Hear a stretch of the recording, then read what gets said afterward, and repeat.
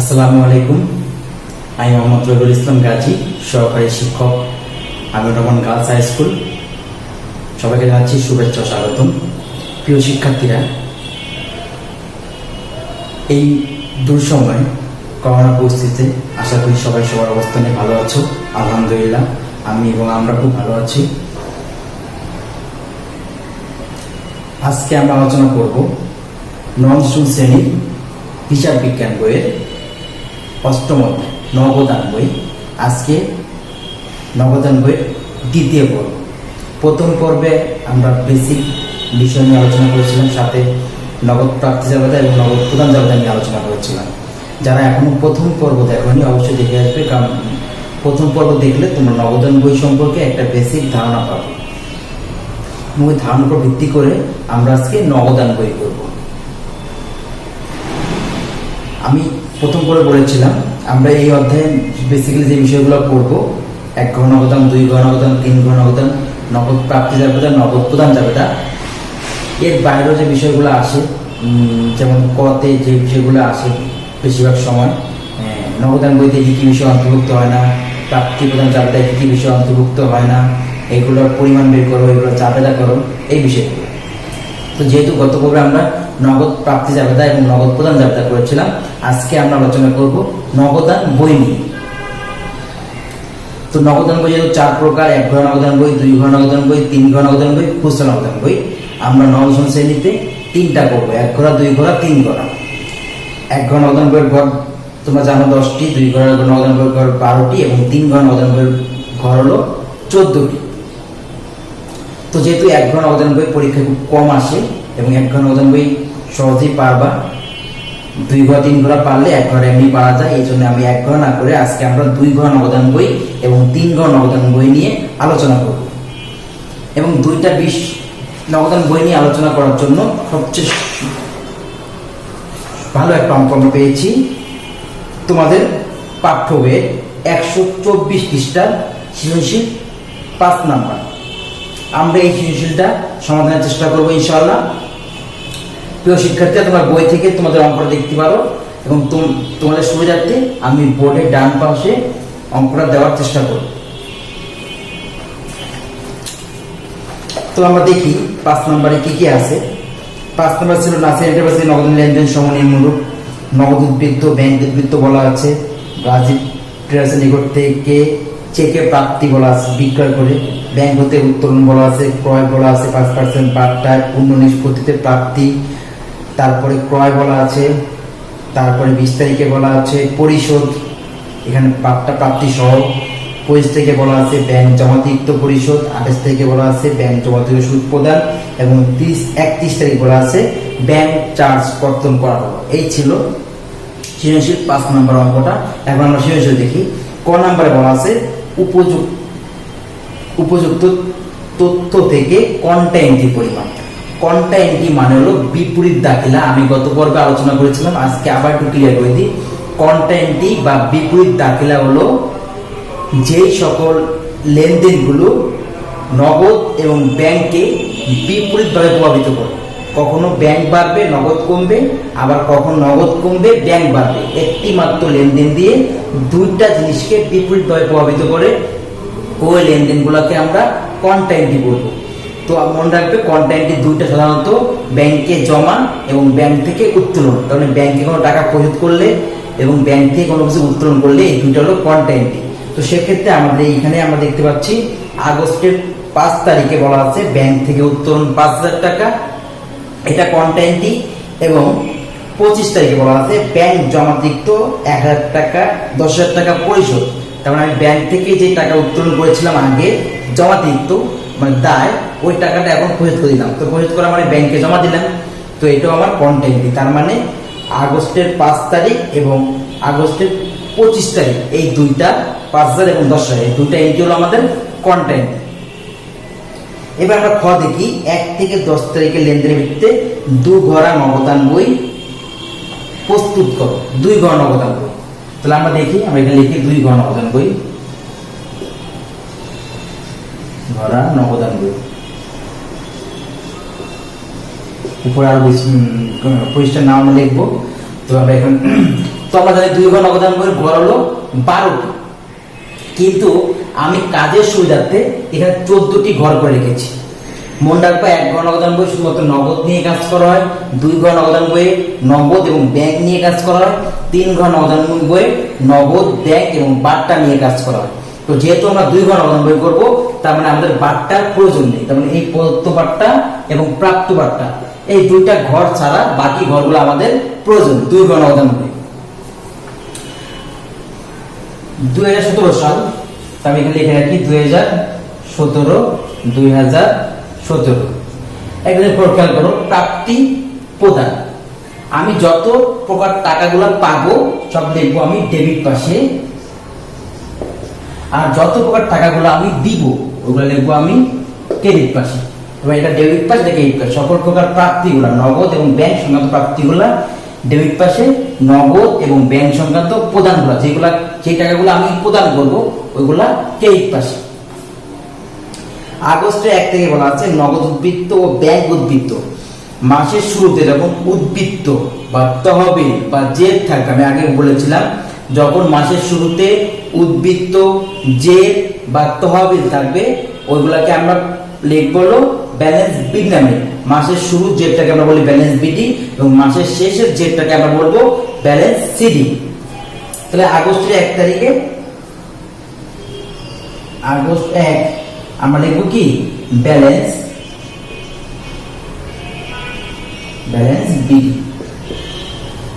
BD.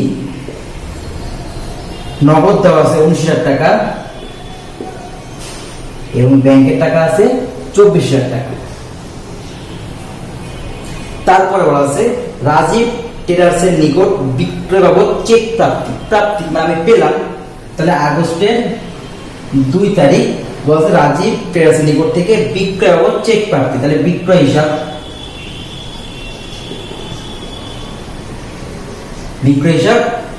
7,000 টাকা check প্রাপ্তি মানে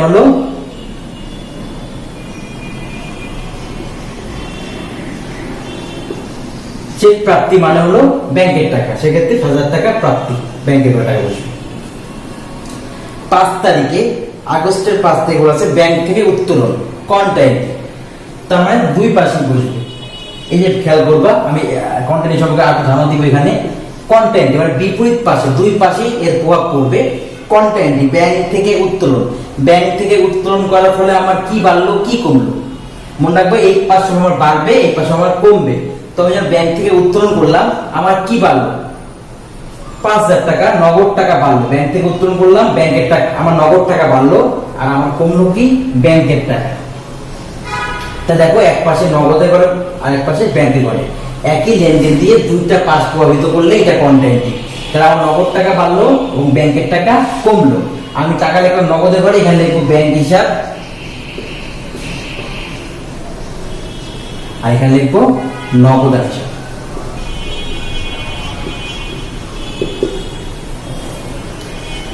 তারপর 10 তারিখে পণ্য ক্রয় 5,000 টাকা, বাট্টা 5%। যখন আমি পণ্য ক্রয় করি আমার টাকা আসে না যায়, পণ্য ক্রয় করলে আমাকে টাকা পরিশোধ করতে হয়, সেক্ষেত্রে আগস্টের 10 তারিখে লিখবো আমরা ক্রয় হিসাব। বলা আছে 5% বাট্টা। আমি বলেছিলাম ক্রয় বিক্রয়ের সময় যে বাট্টাটা হবে এটাকে আমরা বলবো কারবারি বাট্টা, সেহেতু এটা কারবারি বাট্টা নগদান বইতে অন্তর্ভুক্ত হয় না, কারবারি বাট্টাকে বাদ দিয়ে দেখাইতে হয়। তো এই জন্য আমরা 5,000 টাকার উপর 5% বাট্টা করি। দেখো 5,000 ইন্টু 5%, 250 টাকা হবে। এই 250 টাকা বাদ দিয়ে আমি বাকি টাকা দেখাবো। তাহলে 5,000 থেকে 250 বাদ দিলে কত হবে, 4,750। তাহলে এখানে টাকাটা হবে 4,750। আশা করি বুঝতে পেরেছি। কিন্তু কারবারি বাট্টা বাদ দিয়ে বাকি টাকা আমরা দেখাবো। কারবারি বাট্টা নগদান বইতে অন্তর্ভুক্ত হয় না। এই ছিল আমাদের খ নাম্বারে, আমাদের বলছে 10 তারিখ পর্যন্ত আলাদা করতে। তো মূল বিষয়টা হলো ছোট অঙ্ক, কিন্তু আমার মূল থিমটা হলো এরকম যে সকল প্রকার প্রাপ্তিগুলা যেগুলো দিয়ে আমি নগদ এবং ব্যাংকে পাবো এগুলোকে আমরা ডেবিট করব, আর যে লেনদেনের বিপরীতে আমাদের নগদ এবং ব্যাংকে পরিশোধ করা লাগবে প্রদান করা লাগবে, এগুলোকে আমরা ক্রেডিট পাশে লিখব। এবার আমরা জের করব। জেরটা যেহেতু তোমরা খতিয়ান করেছো বিগত সময়গুলোতে, জের করাটা সহজ। তোমরা আমি আরেকবার দেখিয়ে দিচ্ছি। জের মানে হলো আমাদের যেই পাঁচটা বেশি হবে আমরা ওই পাঁচটা করবো। দেখো যদি আমি নগদ করি, আমার এখানে 24,000 টাকা, যেই পাঁচটা বেশি হবে আমি তাহলে এই পাশে 24,000 টাকা লিখে দিলাম। 24 24 থেকে এটা বাদ দিই আমি, 24 থেকে এটা বাদ দিলে আমার থাকে কত? 19,250। তাহলে এটা আমার ব্যালেন্স, যে টাকাটা কম হবে 19,250। 19,250 টাকা হলো আমার যে নগদ যে। এবার ব্যাংক দেখি, ব্যাংকেও দেখি কোন পাশে, এই পাশটা বেশি। তাহলে 24 আর 7 কত? আমার 31,000 টাকা। যেই পাশ বেশি হবে ওই পাশ লিখবো। এখানে 31, এখানেও 31, দুই পাশে লিখলাম। এখান থেকে আমি ওটা বাদ দিব, তাহলে এখানে 5,000, 31 থেকে 5 বাদ দিলে হবে কত? 26,000। এই জেটটাকে লিখবো আমরা মাসের শেষ তারিখে, তার মানে আগস্টের 31 লিখবো ব্যালেন্স সিডি। এই ব্যালেন্স সিডিটা আবার পরবর্তী মাসের 1 তারিখে যেই পাশে সিডি হবে তার বিপরীত পাশে, সিডি যেহেতু ক্রেডিট পাশে, বিডি হবে কি ডেবিট পাশে, পরবর্তী মাস। এটা ছিল আগস্ট মাস, আমরা এখানে লিখবো সেপ্টেম্বর। সেপ্টেম্বর 1 ব্যালেন্স বিডি, ওই সিডিটাই আমার বিডি হবে। নগদ হবে 19,250 আর এখানে হবে 26,000। এই ছিল আমাদের 2 ঘর নগদ। আশা করি আমরা বুঝতে পেরেছি। এবার দেখো গ নাম্বারে কি বলছে। গ নাম্বার বলেছে প্রারম্ভিক নগদ তহবিল 55,000 টাকা এবং ব্যাংক ওডি। ব্যাংক ওডি বলতে বোঝায় ওভারড্রাফট বা ব্যাংক জমাতিরিক্ত। ওডি মানে হলো ওভারড্রাফট বা জমাতিরিক্ত। ব্যাংক জমাতিরিক্ত 10,000 টাকা ধরে আগস্টের 12 থেকে 31 তারিখের লেনদেন সমূহ দ্বারা উপযোগী নগদান বই। উপযোগী বলতে হলো 2 ঘোড়া 3 ঘোড়া আমাকে বুঝে নিতে হবে। যখন বারটা থাকবে, তো দেখো 12 তারিখে একটা বারটা আছে, 20 তারিখে বারটা আছে, যখন বারটা থাকবে তখন আমাকে বুঝে নিতে হবে অবশ্যই 3 ঘোড়া করতে হবে। তো আমরা 3 ঘোড়া করব। আমি এটাকে মুছে ফেলছি এবং ঘরটাকে রাখলাম।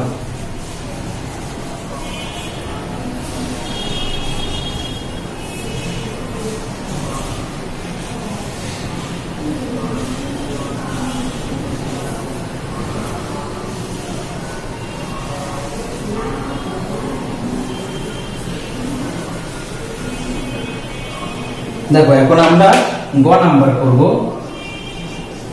ডেবিট পাস, ক্রেডিট পাস আমরা করব 3 ঘোড়া।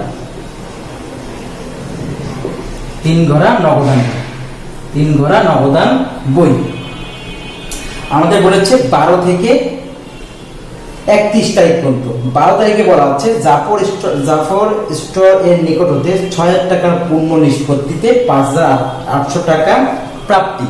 তার মানে জাফরের কাছ থেকে আমি টাকা পেতাম 6,000 টাকা, সে এখন আমাকে 5,800 টাকা দিল এবং দেনাপনা নিষ্পত্তি হয়ে গেল। আমি বলেছিলাম দেনাপনা নিষ্পত্তি হলে আমরা বুঝবো এটা নগদ বার্তা। তো দেখো তাহলে তারিখ ছিল 12 তারিখ। 12 তারিখ আমরা লিখবো কি জাফর হিসাব। জাফর হিসাব ওর কাছ থেকে পেলাম কত? আমি 5,800 টাকা। যেহেতু আমি নগদ পেলাম 5,800, তার কাছে পেতাম কত? 6,000। তো বাকি 200 টাকা আমার বাড়তি। আমি তার কাছে পেতাম 6,000, কিন্তু এখন পেলাম 5,800, বাকি 200 টাকা আমি তাকে বাড়তা দিয়েছি। 18 তারিখ সাজ্জাদ এন্ড সন্স এর নিকট হতে নগদে ক্রয় 3500। তো ক্রয় মানে আমরা জানি, ক্রয় মানে হলো আমার এই পাশে আসবে, ক্রেডিট পাশে, যেহেতু আমার প্রদান। তাহলে আমি লিখবো ক্রয় হিসাব। ক্রয় হিসাব, ক্রয় হিসাব যেহেতু বলা আছে 3,500 টাকা নগদ, তাহলে আমরা নগদে করে 3,500 টাকা লিখবো। তারপরে 20 তারিখে বলা আছে সেলিং ট্রেডার্সকে পরিশোধ 4,300 টাকা, বার্তা 200 টাকা পরিশোধ। তার মানে এখানে 20 তারিখে সেলিং হিসাব বা সেলিং ট্রেডার্স হিসাব। তাকে পরিশোধ করলাম কত টাকা? আমি 4,300 টাকা। আমার নগদ কমলো 4,300 আর 200 টাকা বার্তা পেলাম, প্রাপ্ত বার্তা। 25 বলা আছে ব্যাংক জমাতিরিক্ত 10,000 টাকা পরিশোধ। তাহলে ব্যাংক থেকে যে টাকা উত্তোলন করেছেন, ব্যাংক জমাতিরিক্ত বলতে বোঝায় ব্যাংকে আমি যে টাকাটা আমার জমা আছে তার অতিরিক্ত উত্তোলন, এটাকে বলে ব্যাংক জমাতিরিক্ত উত্তোলন বা ব্যাংক ওভারড্রাফট, ব্যাংক ওডি।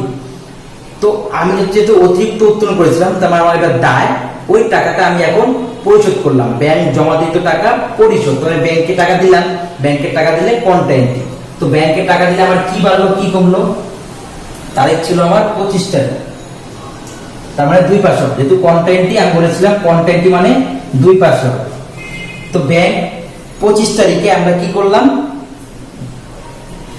জমাকৃত টাকা পরিশোধ করলাম 10,000 টাকা। তো ব্যাংকে যখন পরিশোধ করলাম আমার ব্যাংকের টাকা বাড়লো 10,000 টাকা এবং আমার নগদ টাকা কমলো, নগদ টাকা কমলো। সেক্ষেত্রে ব্যাংকে আমি পরিশোধ করেছিলাম, এখানে লিখবো নগদান হিসাব,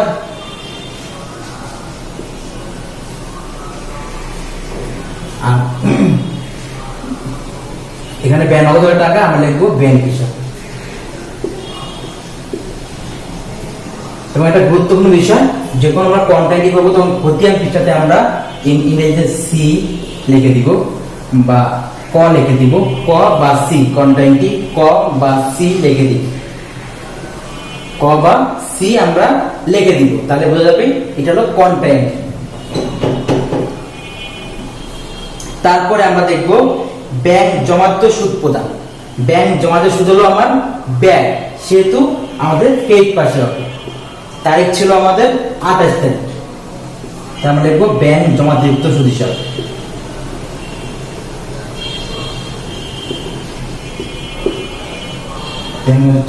সুদ হিসাব, ব্যাংকের সুদ হিসাব আমরা লিখবো ব্যাংকের করে 500 টাকা। মনে রাখবা যখন ব্যাংকে কোনো কিছু দেওয়া হয় তখন ব্যাংকের মাধ্যমে দেওয়া হয়, ব্যাংক থেকে কিছু পেলে ব্যাংকের মাধ্যমেই পাওয়া হয়। তারপর আছে ব্যাংক চার্জ কর্তন 1000 টাকা 31 টাকা। ব্যাংক চার্জ হিসাব, ব্যাংক চার্জ হলো আমার ব্যয় আর ব্যাংক সুদ হলো আমার আয়। তো ব্যাংক চার্জ হলো 1000 টাকা, তাহলে এখানে হবে 1000 টাকা। এই ছিল আমাদের, তার মানে এখানে একই অবস্থা, প্রাপ্তিগুলোকে এবার লিখবো আর প্রদানগুলোকে এবার লিখবো। কত করে আমরা প্রাপ্তি জাবেদা এবং প্রদান জাবেদা করেছিলাম, এতে করে এখানে ছিল সুবিধা, প্রাপ্তিগুলোকে আমরা নগদান বই ডেবিট পাশে করবো আর প্রদানগুলোকে নগদান বই ক্রেডিট পাশে করবো। দেখো এইটা কিন্তু একটা প্রাপ্তি জাবেদা, প্রদান জাবেদা, এটা একটা প্রাপ্তি জাবেদা, তার মানে দুইটা জাবেদা মিক্স করে কিন্তু নগদান বই তৈরি হবে। এই জন্য প্রথম পর্বটা খুব বেশি ইম্পর্টেন্ট, প্রাপ্তি জাবেদা এবং প্রদান জাবেদা, ওই দুইটার সংমিশ্রণে এখন আমরা করলাম কি নগদান বই।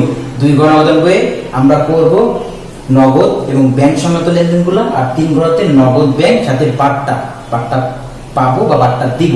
টাকা পেলে যখন টাকা পাই তখন বাট্টা দেই, আর যখন টাকা দেই তখন বাট্টা পাই।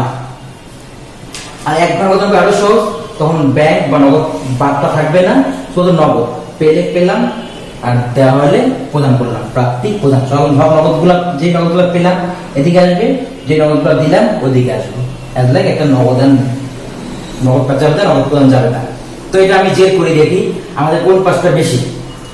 এখানে আরেকটা বিষয় ছিল আমাদের, ওরা প্রথমে আমাকে বলেছিল প্রারম্ভিক নগদ তহবিল 55,000 টাকা এবং ব্যালেন্স বিডি ব্যাংক ওভারড্রাফট। তো এখানে আমরা দেখি আগস্টের, আমরা এটাকে আগস্ট 1 লিখবো, আবার আগস্ট 1 লিখে ব্যালেন্স বিডি, যেহেতু ওরা একটা ব্যালেন্স বিডি আমাকে ধরতে বলছে, তো ব্যালেন্স বিডি লিখলাম কত টাকা, আমার নগদ ছিল 55,000 টাকা এবং ব্যাংক ওভারড্রাফট মানে ব্যাংক জমাতিরিক্ত, এই জন্য আমরা ডেবিট পাশে লিখতে পারবো না, এটাকে আমরা লিখবো আগস্টের 1 তারিখ দিয়ে ক্রেডিট পাশে। ব্যালেন্স বিডি ছিল হলো আমার 10,000 টাকা ব্যাংকের করে। দেখো 2 ঘর নগদান বই আমরা ব্যালেন্স বিডি দুটেই নগদ, একটা নগদ একটা ব্যাংকের করে লিখেছিলাম ডেবিট পাশে, কিন্তু এটা একটা ডেবিট পাশে, ক্রেডিট পাশে। যখন নগদটা সবসময় ডেবিট পাশে হয়, ব্যাংক জমার উদ্বৃত্ত, ব্যাংক তহবিল, ব্যাংক যে বলবে তখন আমরা ডেবিট পাশে করব। যখন ব্যাংক জমাতিরিক্ত বা ব্যাংক জমার ক্রেডিট উদ্বৃত্ত বা ব্যাংক ওডি ক্রেডিট উদ্বৃত্ত বলবে তখন আমরা এটাকে ক্রেডিট পাশে করব।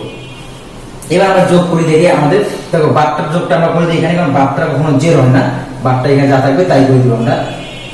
এখানে 200, এখানেও 200, বারটা যা আছে তাই লিখে দিলাম, বারটা সিডিবিডি হবে না। এবার আমরা নগদটা করি দেখি নগদ কোন পাশ বেশি আছে। তো নগদ এখানে যাবো 55,500, তার মানে 60,800, এই পাঁচটা বেশি। এখানে লিখলাম 60,800, 60,800।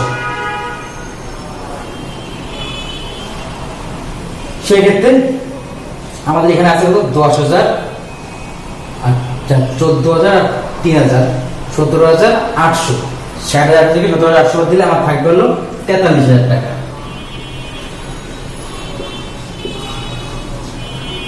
এই হলো আমার নগদ যে। এবার দেখি ব্যাংক কোনটা বেশি আছে, ব্যাংক এখানে 10,000 টাকা, আর এদিকে আছে আর বেশি, তার মানে এখানে আমরা লিখবো 11,500 টাকা।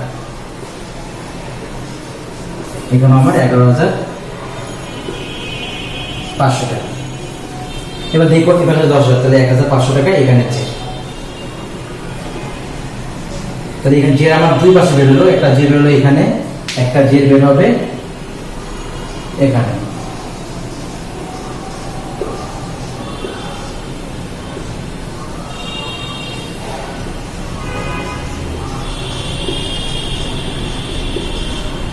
গত অঙ্কে আমাদের দুইটা জেরই এক পাশে বের হয়েছিল, এবার দুইটা দুই পাশে, সমস্যা নেই। এই সিডিটা বিডি হয়ে যাবে এই পাশে, আর এই সিডি বিডি হয়ে যাবে এই পাশে পরবর্তী মাসে। মানে সেপ্টেম্বর 1 ব্যালেন্স বিডি, এই যে 43,000 টাকা। কারণ ওই সিডির বিডি হলো এই পাশে, আর এই সিডির বিডি হবে এই পাশে। সেপ্টেম্বর 1 ব্যালেন্স বিডি 1,500 টাকা।